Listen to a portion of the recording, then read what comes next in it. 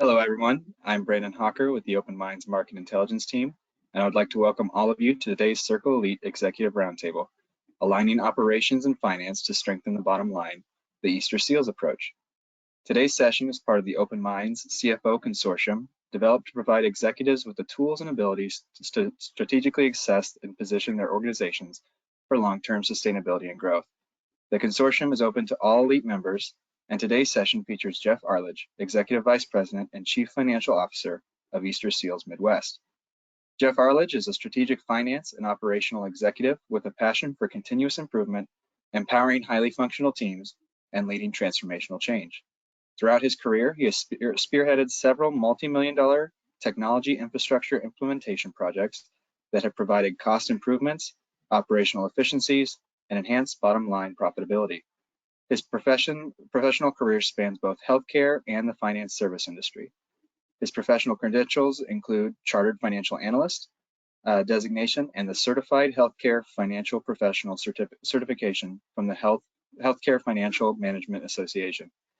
Currently is Executive Vice President and Chief Financial Officer for Easterseals Midwest. Mr. Arledge leads the strategic initiatives for the organization, as well as finance, accounting, revenue cycle, information technology, risk management, compliance, contracting legal, fleet management, and facilities management.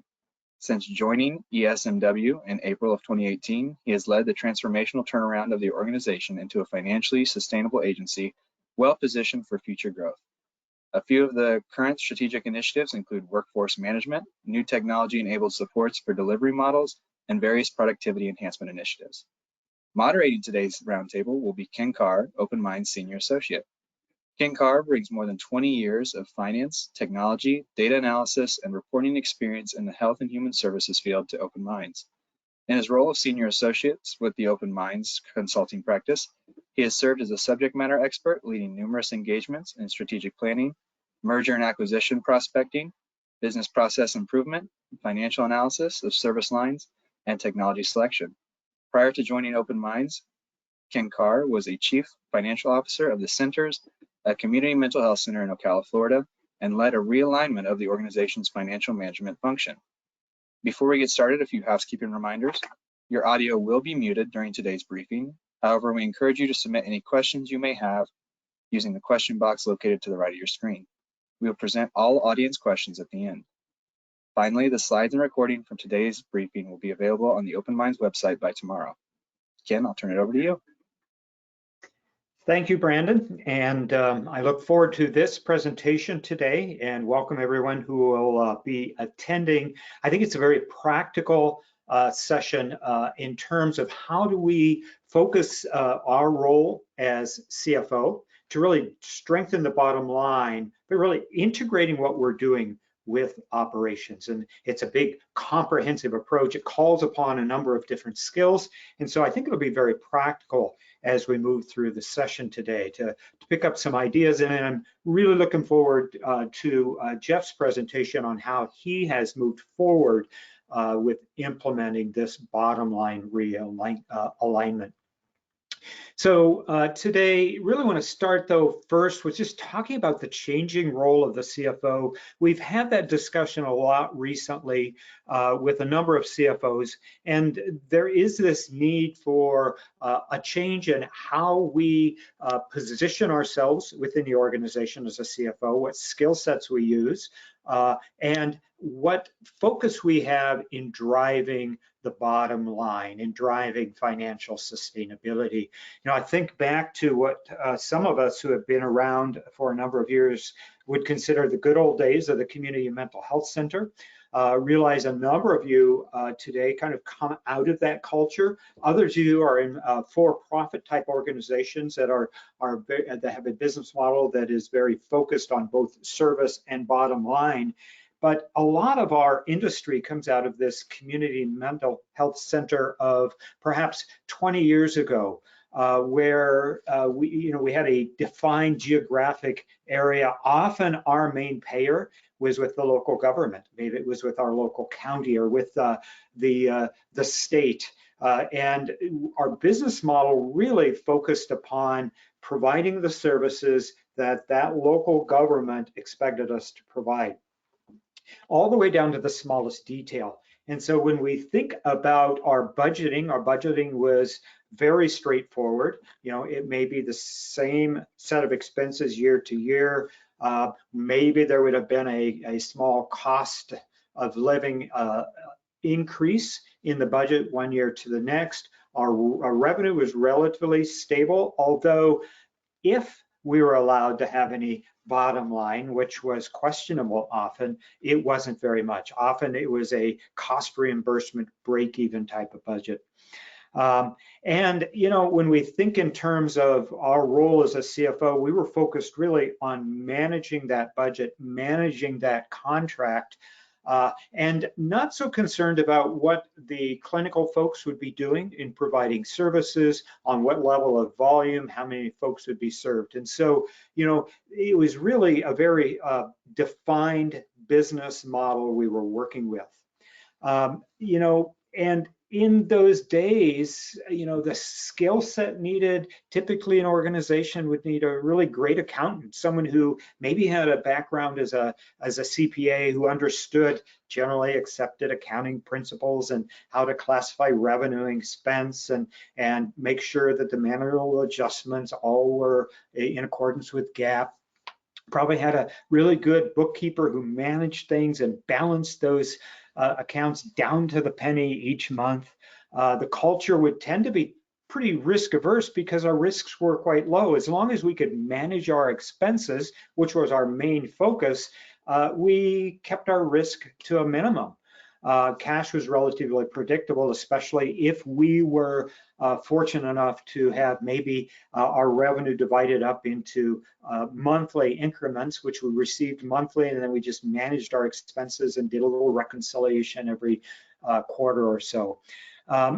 And change tended to be very slow. And, you know, that is the business model that really a number of organizations had developed over the years. And of course, we know that as we moved more into fee for service, and now this change into value, the business model is changing, but also our environment is changing. And you know, we talk about the trends that are happening in health and human services right now that impact our organizations.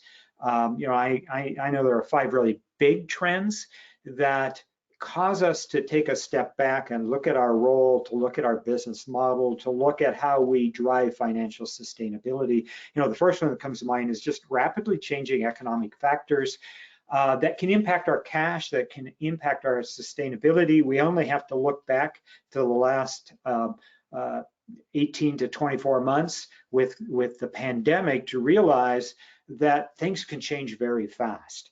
And so as an organization, no matter what our funding source is, no matter what our revenue diversity is in terms of our payer mix, we need to have cash on hand.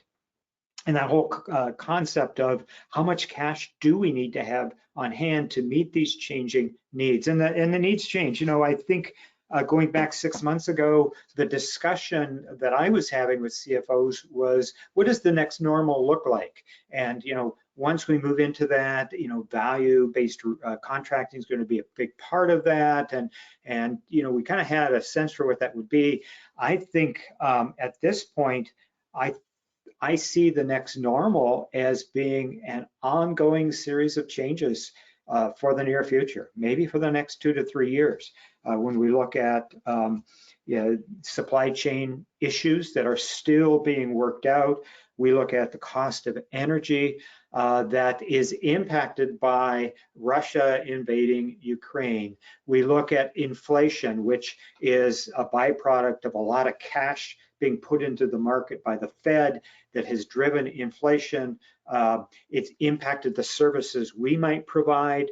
We look at workforce, the impact pandemic had a workforce, and where is that going to go? Are we moving into a recession that will change the workforce issue? Will that impact revenue? And so there are all of these things that we are trying to balance. And as a CFO, we look at them and we try to determine how can we position our organization for sustainability. And we're often making sure we have enough cash that we have some backup plans in place in case a crisis comes. But those rapidly changing economic factors mean we need to be preparing for the unexpected. There's the changing business model focus. We talk a lot about that, the need to move from fee for service into value. I was on a call just 2 days ago with a representative of a large payer who we were discussing value-based contracting, and the comment was, this is going to happen. This is the way of the future. Within a couple of years, most of the contracts are going to be based upon value. Well, to move into value, we need to assess our risk. We need to build an infrastructure that drives results using metrics, and we need to have cash. We need to have cash for potential deficit caps, that type of thing. And so, this changing business model calls upon the CFO to begin to take a step back and figure out how do we strengthen, how do we move into the future. Competitive service models, we know that the competitive environment has changed in every state. It's driven by technology, organizations using technology to gain tech or competitive advantage in terms of geographic reach, in terms of efficiency of service outcomes.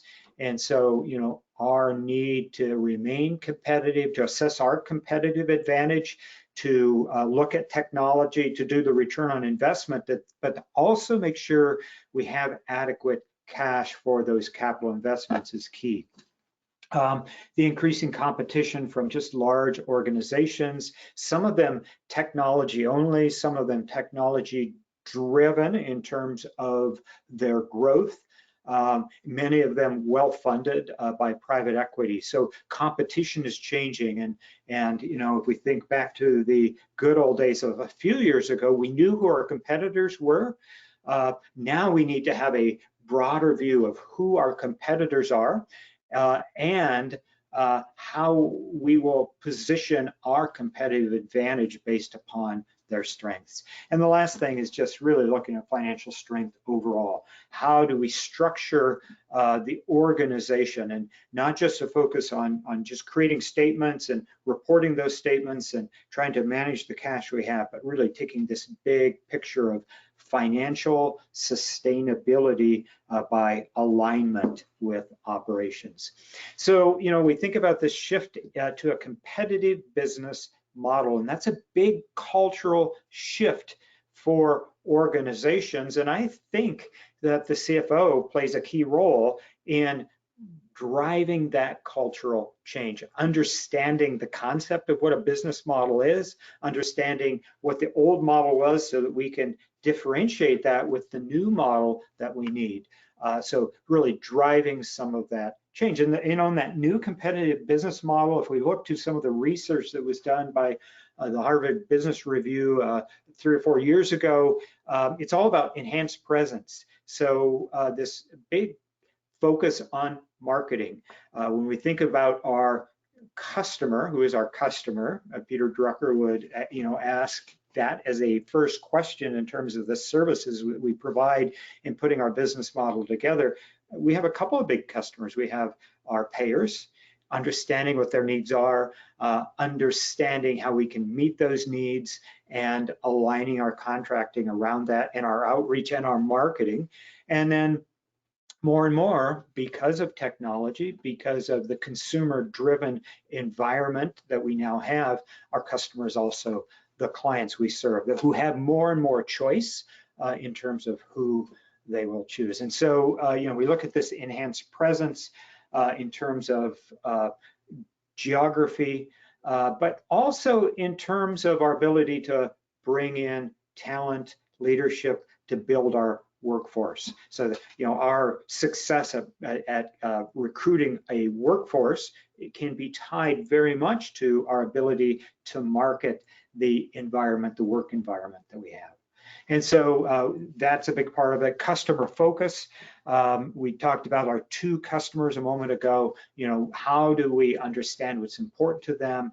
How do we improve their experience? And how do we demonstrate the outcomes with integrated solutions? if we think about the good old days of the community mental health center, we kind of provided a set continuum of skills and services. Now we want to integrate those with a number of services that are important to the consumer: primary care, social needs, housing, adequate food. And so how do we provide this integrated solution? Nimbleness, our ability to really move faster than we used to identify what's happening in the market, what our risks are, and to make change. And so we talk often about our portfolio analysis, what services have value moving into the future and what services maybe don't have value but consume resources, and we need to let go of those. We need to be making those decisions with a certain nimbleness,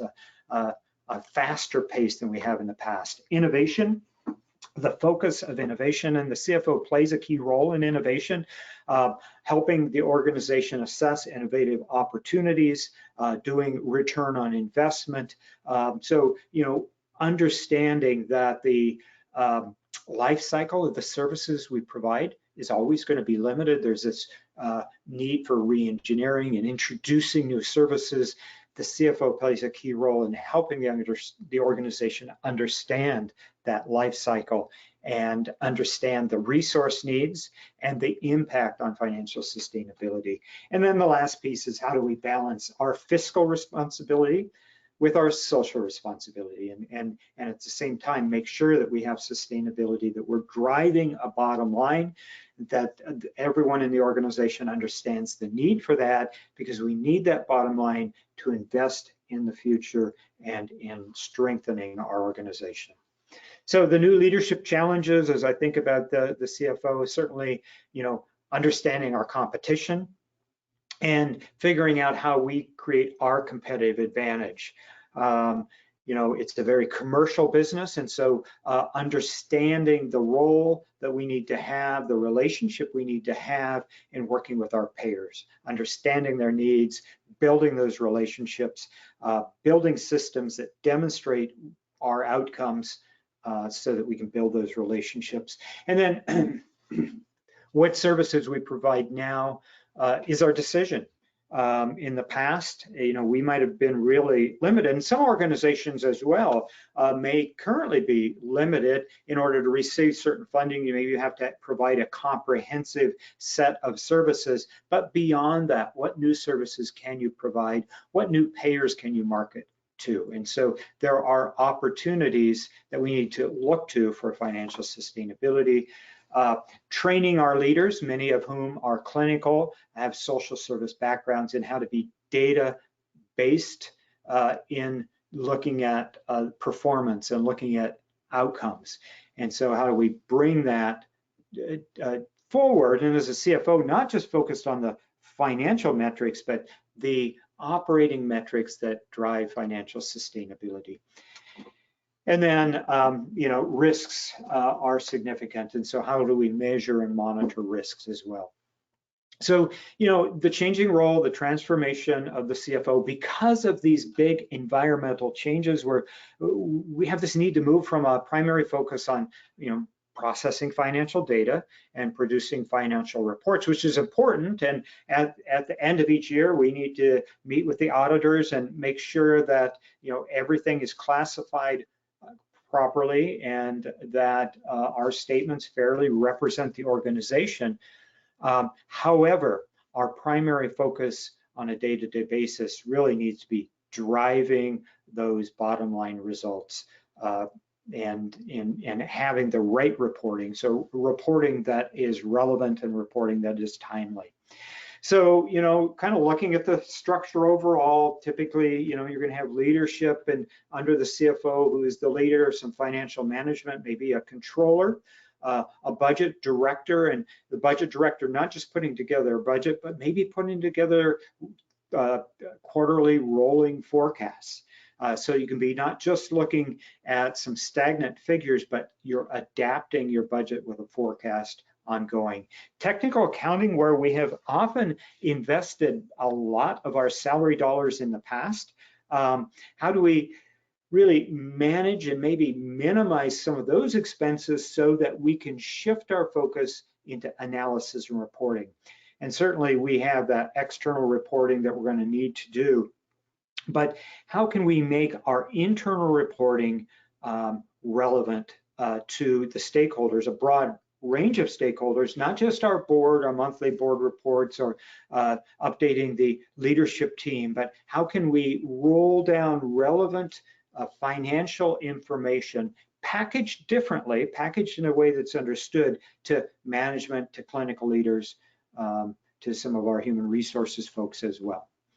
So really looking at how do we change that focus at the leadership level in order to really shift our resources and provide that relevant and timely information. A key way of doing that is through automation and having key productivity indicators. And so, you know, to the extent we can automate, we'll look at an example of that in just a moment, but how we can automate some of our data processing functions, we can free up time for analysis. And so, you know, when we think in terms of effectiveness, think of accuracy. And, you know, often instead of the word accuracy, I like to use the word reliability. You know, we're not trying to solve to the closest penny, but we are trying to make sure that there's relevant and reliable information. The speed of transaction, speed is really key. And in a moment, we're going to just take a quick look at the monthly close and kind of determine, you know, how could we speed up getting that data out into the hands of of the users who will benefit from it. And then the optimization of information. Optimizing meaning we're really identifying what's the most relevant information, and that's what we're focusing on. So building a sustainable organization, you know, our big focus is at Open Minds as we move into the next normal, whatever that's going to be. We know there are two things that are important. One is efficiency, that we set up our organizations to be very efficient. We're using metrics, we're focusing on productivity, we're leveraging technology to really maximize our workforce and the amount and quality of services we provide. We have, you know, strong process controls in place. We're looking to make sure everyone's working at the top of their skill set. And we're looking to grow economies of scale. The key with economies of scale is that we really want to be able to drive down our unit costs.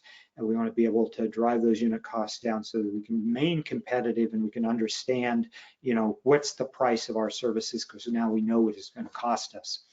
And then on the resilience side, really being nimble, diversifying our revenue, looking at financial sustainability and the right level of cash reserves that would cover just our operating cycle, typically a 60-day operating cycle, plus some cash set aside for an emergency where our funder might not be able to pay us for 2 to 3 months, and then a cash reserve that's going to fund our investment in growth and innovation. And so really breaking that down, tying that into a multi-year budget becomes a part of our ability to be resilient. And then this whole piece of working with operations, which is what we want to spend a good deal of the remainder of our time looking at. How do we collaborate across silos and make sure that finance and operations are talking about what's important for sustainability? Just want to, before I pass things off to Jeff, talk a minute about the tactics for shortening the monthly financial close. When we have sessions where we're talking face-to-face with CFOs, I like to ask, you know, how long does it take for you to close the books? Because often in the past, that's been a big part of our resources, a big part of our focus, a big part of our role. And, you know, the answer often can be anywhere from, you know, maybe 10 working days to 15 working days. Some organizations even up to 30 working days, or because of workforce issues, or maybe it's summer and folks are on vacation, it pushes into that next month. And so I think a big part of our ability to get information into the hands of operational people and drive results often ties into this monthly close piece. And so, you know, some thoughts about how can you close the books in a timely way, really looking to technology and not just the GL, but integrating all kinds of different technologies around capturing expense data, approving expense data, payable information. So the more you can automate and tie that all in, the less hands-on work you're going to need, which slows down the process, but also costs money that could be put towards analysis. Creating workflows, understanding your workflows, I think is important on a regular basis to update our workflows and our processes, our procedures, and identify, are there steps in there we're doing now that really don't have value? Educating staff, and I know Jeff's going to talk a little bit about what he has done in terms of just working with staff and in bumping up the level of communication with operational staff. Often, we assume they know why we need this particular piece of information. And so, bumping up the communication, the explanation, the understanding becomes key. And then really re-engineering around this concept of reliable and timely. And I know for those of us who are trained as accountants, it's hard to let go of those details sometimes.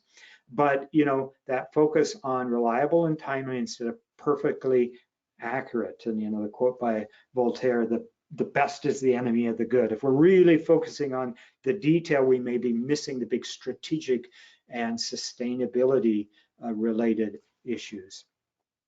Reducing complexity. Do you have 150 different accounts, natural accounts in your expense general ledger? Do you really need that many? Can you look at ways to simplify how you track data, how you report data? And then ultimately, I think we bring value as CFOs, as a finance department. We bring that value by really focusing on analysis, by educating folks around what they do, how that impacts sustainability, and ultimately not just service quality, but the bottom line.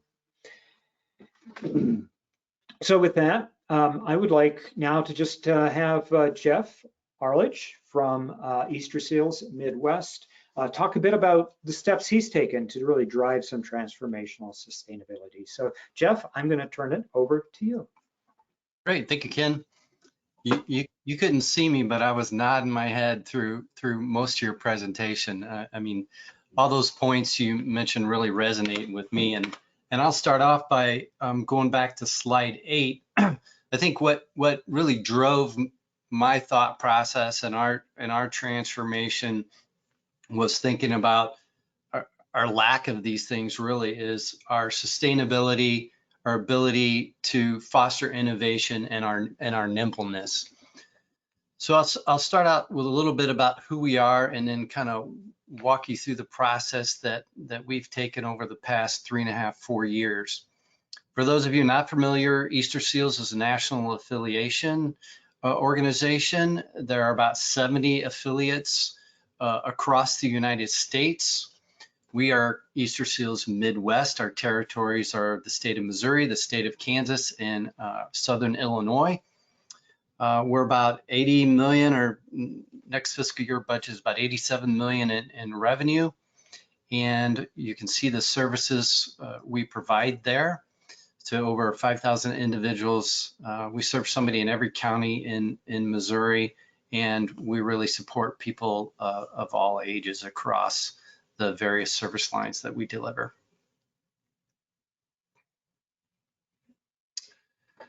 The challenge, again, sustainability, financial sustainability. I've been here a little over 4 years, and when I got here, we essentially had a negative operating margin, really deep in our line of credit, and actually maxed out of our line of credit in early 2020. No cash flow, so everything Ken was talking about having days cash on hand to be able to invest and be financially sustainable, we lacked. We were using our endowment portfolio, which really wasn't that big considering our size, to support our operations, and that caused us to have a lack of capital to support strategic growth to support more individuals across our territory, to support our mission. And, you know, as all of us, we struggled to be able to invest in our staff. That's gotten even more important in the past 2 years, but that inability to increase our staff wages to be competitive. We have 35 different funders. You know, I'm not like a Panera where I can raise my the cost of my menu items. I'm relying upon the federal or state funders that I have on what they'll give me. So just really challenged there from a competitive standpoint on being able to be competitive in a market with wages. So the last slide said no money, no mission. I know that's trite, but that also ties in with what Ken said about balancing your mission with your financial sustainability. And I will say we were out of balance. And so I started off, you know, really working in tandem with my CEO, identifying areas where we needed to change. We needed a massive cultural change, kind of back to the no money, no mission. And initially just tried to keep it simple, you know, to say, okay, every single program that we have, we're going to have a 3% margin target. Now, on the surface, that sounds simple. How to get there may be complex. And there are programs that I'm fully aware that we will never hit a 3% margin, may never hit a positive margin. But I think with this focus, we can be less negative, at least. So that was part of the challenge. I mean, every single program was challenged to hit a 3% margin. Stop using our endowment earnings to support our operations. Again, at the time, it wasn't really, the earnings from our endowment wasn't big enough to fund strategic capital. So I said, we need to stop this. It's a drug. I use the phrase, it's a drug we can't get off of when we're doing that. Some of you may have large endowments, kind of like a university model, where you can fund operations as well as strategic capital. We're just not in that place. Ken talked about closing the books, gave us some ideas about how to close the books sooner. And my initial focus was just, hey, let's close them on time. First of all, we didn't have the ability to do that, so we focused on that and put the processes in place to be able to do that. And then we have reduced our close by about 5 days. We're around 10 days. You know, I'd like to get shorter than that, but there's some challenges with some of our largest funders to be able to do that. And I instituted monthly close meetings with every program VP. That's not something that we did previously. And the focus for me in those meetings is twofold, is to get an understanding of how much they understand the connection between operations and the finances. And then also, I want to know what's the story, right? What's going on? Not, we had a $10,000 variance in mileage reimbursement this month, but what is really going on in your program so that we can understand and work together on how to solve it and how to become stronger. And we sort of kept it fun. So, you know, everybody interprets data and information differently. I like to see data in tables. Some people like graphs and charts. So with every monthly close, I went through and highlighted the variances, and I called them coffins and halos. Obviously, coffins are bad, halos are good. And Amanda would probably kill me that I included this picture, but we had a little Halloween celebration, and I dressed up like the vampire, and you can see the coffin sign hanging around my neck because she wouldn't own that, so she's taking credit for the halos. But oddly enough, that resonated with folks, and you know, they did not want to be in a closed meeting with me and not have an explanation for their coffins. Now, I also want to understand explanations for positive variances. Those are great, and we need to understand what drives those, and are those an anomaly? Is it a timing issue? It could be a risk moving forward, et cetera. So again, just really understanding the story and not just talking about the variance. And that was a cultural shift for us as well. And I ask a lot of questions, and I hold leaders accountable. I may get out of order, so I apologize, Ken, but when I first started the organization, I sat down with a lot of these operational leaders and just asked them questions about their programs to get an understanding of how did they have the tools and the measurements in place to understand what happens, and we didn't in most cases. And that transitions into the next slide. So I'm of the belief that every operational decision has a financial impact. So that's why I sat down with the operational leaders and asked questions about their programs. And I recall one specific conversation with the director, and it was in pre-employment, and there's specific payment points with specific achievements. And I asked the question, I said, well, how do you screen individuals to before they join this program to make sure that they're going to be successful? So in my mind, really, are we going to get those revenue payments that we're counting on in this program? And she said, well, if you can't do that, that would be cherry picking. So that didn't really relate for me. Back to that no money, no mission. You have to be able to understand the dynamics of your program, where your revenue points are and your expense points are. So all that to say, having the right staff lead the programs, and some were not able to adapt, and they're no longer with us. I mean, that's the bottom line. You have to, as an operational leader, you have to be able to, given the right tools and the right education and understanding, you have to be able to manage your program and achieve that balance between financial sustainability and supporting our community. And I can provide those tools, I can provide those education, and I've done that. But if you're not willing to grasp that and adapt it, you're not going to be successful. Also in those discussions, working with the operational leaders to get them information. In a lot of cases, they didn't know what they needed. So we developed scorecards, and I gave them what I thought they needed based on our conversations, and we tweaked it from there. And then coach them and educate them on the metrics they should be looking at, like per FTE metrics, revenue per FTE, revenue per unit,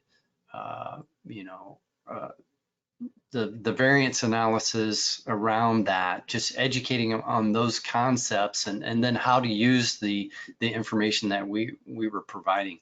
And a lot of it was manual, and a lot of it still is manual. So we're still working to automate a lot of this, which is something that Ken talked on as well.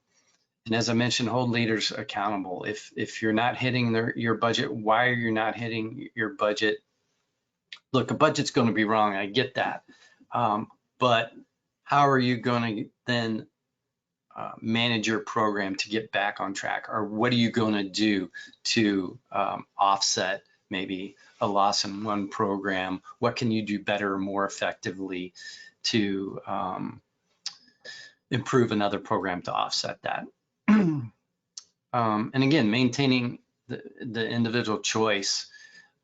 So there's a lot around people choose us, and but we can't keep all these programs that are losing money, and that's part of the evaluation then, and that's part of the cultural change, is to say, okay, this loses 15%. Should we continue to do that? can we continue to do that and hit our 3% margin target? That 3% margin target I initiated, but it is now in our strategic plan, and we've achieved it and surpassed it. But that's a continual financial sustainability goal for us. And we have to continue to evaluate all of our service lines to make sure that they fall within that. And obviously we can make up in specific service lines with our fundraising efforts. And then I implemented a revenue cycle team. I have financial services for-profit background, but I also came from a hospital health background. And so I adapted that revenue cycle model for us. We had a distributed model with some of the revenue cycle team out in programs. They sort of reported to finance. They sort of reported to programs. So I pulled that all within finance and really defined what revenue cycle meant for us, what the beginning of it is, what the end of it is, and who's responsible for that. What prompted me to do this is we had what we call unbillables in 1 month of $1.3 million, and I had no insight into that. I didn't know why, what were the causes of it. So implemented this, and now our unbillables are about 250,000 to 300,000, which will be the normal range that I would expect to have every month. And we have somebody that is on this, and we know what's going on. We work very collaboratively with programs to understand the key touch points, and also implemented team members that engage in our residential services program, that engage with the program team, the family and guardian when those individuals come into our services, so that they know who their accounting contact is. In many cases, the guardians are supplementing, say, their rent or something like that, and we actually have to get payments from them, which alleviated a lot of our issues with collections and things like that. And then, I didn't just focus on finance and operations, looked at our health plan and worked with our chief human resources officer, and we implemented a new reference-based pricing health insurance plan. So we're self-insured, used, United Healthcare as our TPA, but then we moved into this model. And at a high level, if United Healthcare pays here, Medicare is here, reference-based pricing is somewhere in between. And we actually reduced our healthcare costs, same plan. We didn't change the plan effectively. We reduced our healthcare costs by 25%, while also reducing the premiums to employees by 20%. And this is our 3rd year, and we've held those premiums flat, 0 increases. And that is absolutely unheard of.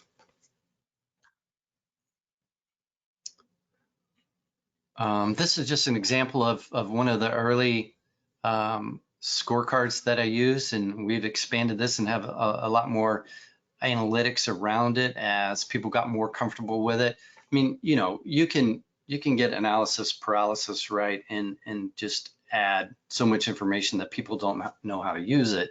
And we have that for the times that we need to drill down into something and really figure that out. But things as simple as average wage rate, that wasn't a metric that operations folks watched. And obviously that drives a lot of our expense. So not understanding the changes in that can be detrimental to a program.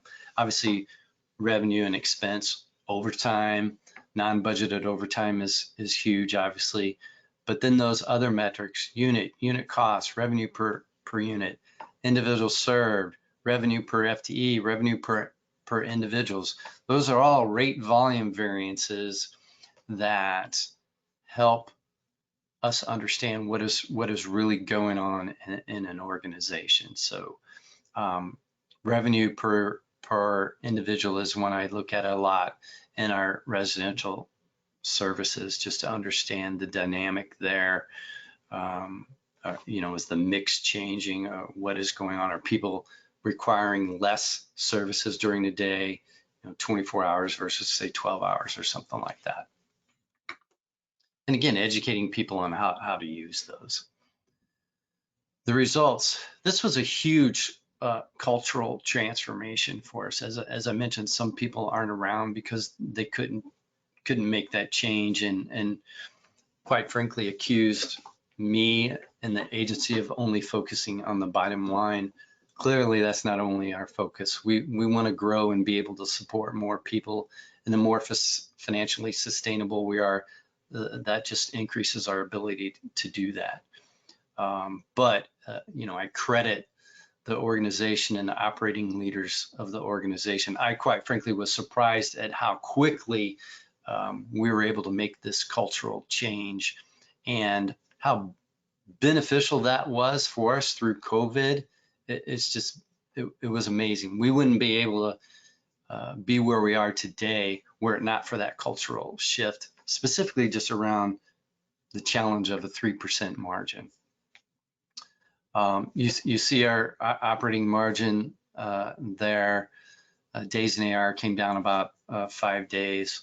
I mentioned we maxed out our line of credit in early March. We haven't been in it for over 19 months. And we now have the right staff leading programs, and we're not quite at 90 days cash on hand, but that is our target. And then also balancing that with our investment portfolio to be able to provide that strategic capital. We are, as part of our budget, we have strategic initiatives that are tied to the income generated by our investment portfolio that we are now able to invest in. Now, I don't expect to maintain a 6% operating margin.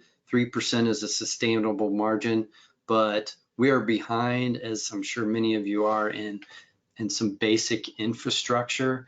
And I think as this is sustainable, that will allow us to invest in that infrastructure, not just technology, but staff as well, to support some of your strategic initiatives and programs, and say project management staff, IT, things like that, this will allow us to do.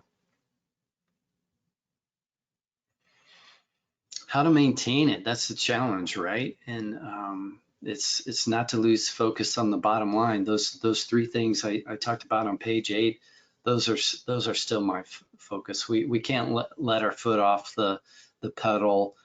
Inflation is out there. The wage challenges have only gotten more competitive, and really have to stay focused. And I'm always looking at what's the next thing that we can do better. What's the next process improvement initiative that we can do better? We're going to go live with a new financial system October 1st. We went out to market with our payroll system and implemented a new payroll system. I'm going to be kicking off a project actually with Joe at Open Minds to look at our programmatic systems, our ERP, to see how we can maybe pull those together to provide better analytics. Constantly looking at ways to continue to improve.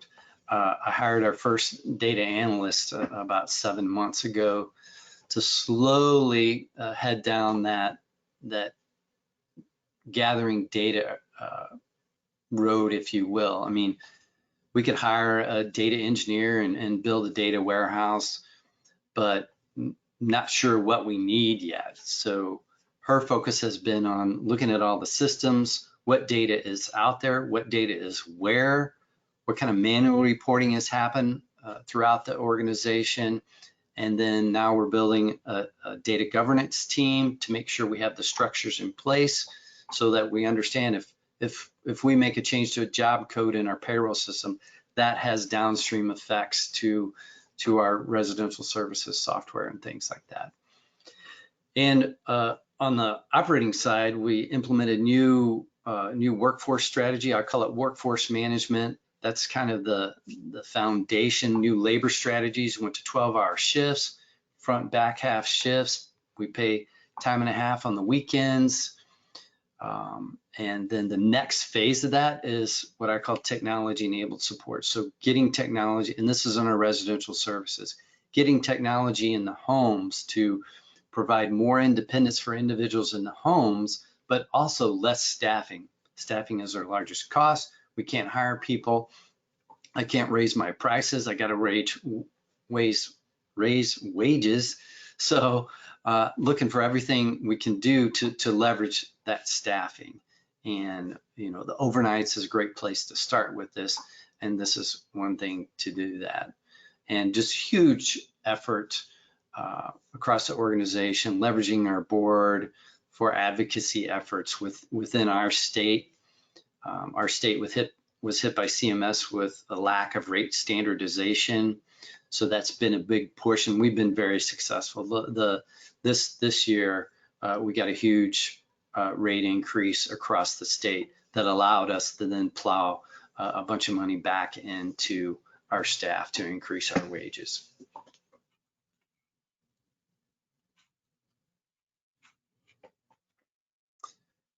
So that's it. And as I said, you know, I continue to focus on those items on page 8 is kind of what I guess drives me, that nimbleness, that innovation. Value-based purchasing is here, and just being ready for that and being able to respond to that. Thanks, Jeff. Just a lot of practical steps that you took that I think we can all learn from. I really appreciate you stepping through kind of what you did, how you went about it, how you continue to try to maintain it and continue to implement change in that process. Brandon, do we have any questions at this point from any of our attendees today on the session? Yeah, we actually do have one. Okay. They were asking, was the average wage rate for all positions or just DSPs?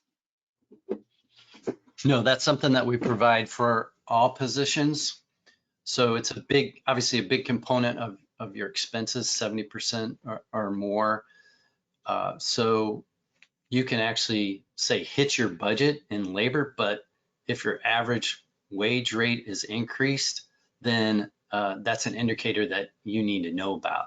So it could be a leading indicator that, hey, next month you're not going to hit your budget because you had so much overtime. So that's a metric that we provide across the board.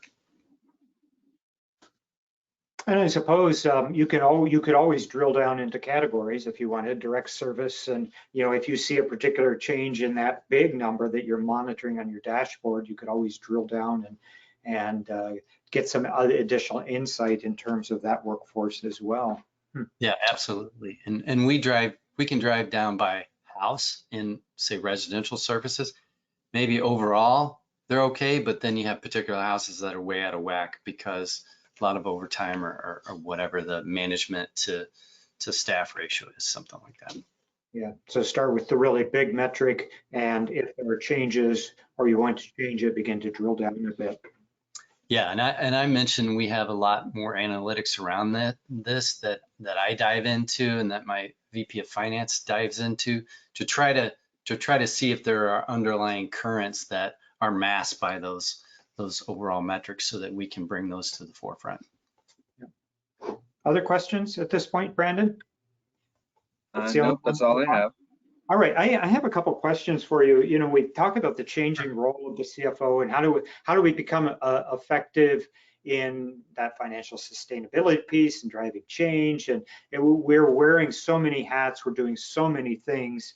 So I'd be interested from just your perspective, kind of how do you divide your time out? I think, there's the whole financial oversight piece, which is where most CFOs have spent most of their time, but now we have the strategy piece, which is really key. Driving organizational change is important. Reviewing operational metrics. What are maybe the top 2 or 3 areas where you spend most of your time, Jeff? In your role today. Yeah, and that certainly ebbs and flows, right? So it was a lot about financial sustainability, and now we kind of understand that culturally. So now I would say a lot of my time is spent on strategic growth opportunities, and there's a lot to that, right? So that encompasses our reimbursement strategies. Want to focus more on insurance reimbursement instead of just our government funding reimbursement, but then also value-based payments. You know, I kind of roll that all up in that big category of strategic growth opportunities, mergers, acquisitions, affiliations, like we talked about at the M&A Summit at New Orleans. Those are high on my list. And data analytics is I think that's the next kind of phase for us to be able to provide more timely metrics, more automated metrics, so that we can grow our organization and I don't have to add any finance or accounting or revenue cycle staff. And I mean, that allows us to be more nimble, right? If we have all those metrics, then we can be more nimble in understanding where we're headed. So I'd say those my areas right now. So it sounds like you established the base of how you were going to get things done, got some efficiency, some processes in place, kind of realigned the culture so that now you can really focus on growth strategy, which it sounds like a lot of your work right now is around growth strategy, as well as just kind of refining that data piece. And I know we only have a couple of minutes left, but just a final question. So we talked about kind of where you spend your time. I like to ask CFOs too, you know, their perspective on, you know, the changing role of the CFO in this market that is rapidly changing. So what would you say would be the top 2 or 3 skill sets that I as a CFO should really be pursuing and driving my time into so I can be more effective? Yeah, I think it's first of all recognizing that changing environment and what those factors are, and then really being the catalyst or the driver of that change, understanding that the organization needs to change, and that can be a big lift for a lot of organizations. And you know, we're going to need to be more nimble. I know I keep going back to that, but value-based purchasing is here, a reimbursement is here. What does that mean? It's, you know, it may be trickling, it's faster in other states depending on where you are. And we got to be more nimble in being able to do that. So I think, I mean, that's a huge part of my role, is being able to identify that and then drive the change within the organization. And I think also just that operational mindset. You know, as I said, I believe every operational decision has a financial impact, and being able to understand operations, to understand what that financial impact is, to be able to articulate that and then educate operational leaders on what the decisions are that we make, what that impact is. Well, Jeff, I'd like to thank you for presenting today. Thank you for having me. It's a pleasure to not just present with you, but to talk finance. I always find that I learn something, and it stretches me and my skills. So appreciate that a lot. Brandon, I'm going to turn it back to you to close out our session here. Thank you. Thank you, Jeff, and thank you, Ken, again. Also, thank you, everyone in the audience, for joining us for today's web forum. I'd just like to take the time to remind everyone that the slides and recording will be available by tomorrow on the Open Minds website. Also, the full Circle Elite Executive Roundtable series is also available on demand as part of the extensive Open Minds library and can be found on the brand new Open Minds YouTube channel as well. Please join us next week for our next roundtable, Thursday, July 28th, beginning at 1 p.m. Eastern Time. The topic will be Telehealth Emergency to Digital Transformation, the Pinebrook Family Answers case study. It'll feature Matt Welser, the innovative technology analyst for Pinebrook Family Answers, and it will share how the organization underwent a complete technological transformation, adopting telehealth and telecommunications for daily operations, in addition to leveraging their electronic health record platform into an adaptable model that could accommodate this shift in culture. For a full list of upcoming roundtables or to register for the July 28th event, please visit the Executive Web Roundtables page under the Events tab on openminds.com. Thank you all so much.